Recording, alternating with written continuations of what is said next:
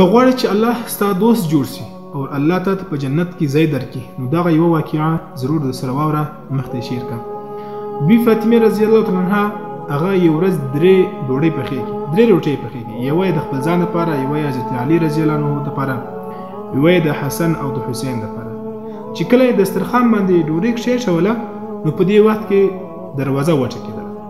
چې ویې کتل یو مسکین دی، هغه وایي چې د خوراک لپاره څه راکړه. نو دوی ورغلو، یوه ډوډۍ حضرت علي رضی الله عنه هغه خپله ډوډۍ ورکړه، هغه مسکین ته.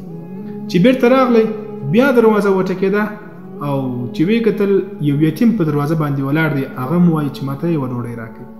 نو حضرت علي رضی الله عنه دا سوچ وکړي چې دغه یوه ډوډۍ چې دغه به یتیم ته ورکړو، دغه پاته یوه ډوډۍ چې دغه موږ ګزاره په وکړو دا به وکړو.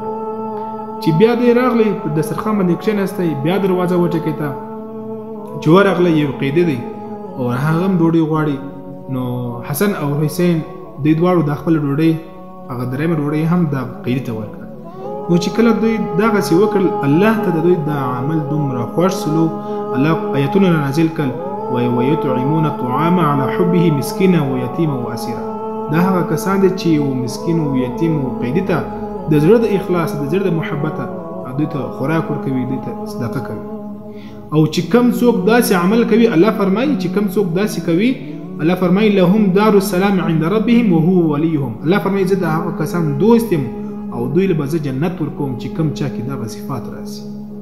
یعنې صحابو کې دغه صفات ول الله ځکه د دوی څخه راضي و، الله دوی ته په دنیا کې هم د جنت زیری ورکړی. نن که چیرې یو غریب مسکین موږ ته راسي، هغه پر موږ باندې بوج سي. که چیرې یوه ته پیسې او یو شی ولره ورکړو، بل راسي هغه بل دستي پر موږ باندې بوج سي، او دغه د کومې خوا څخه راغلی.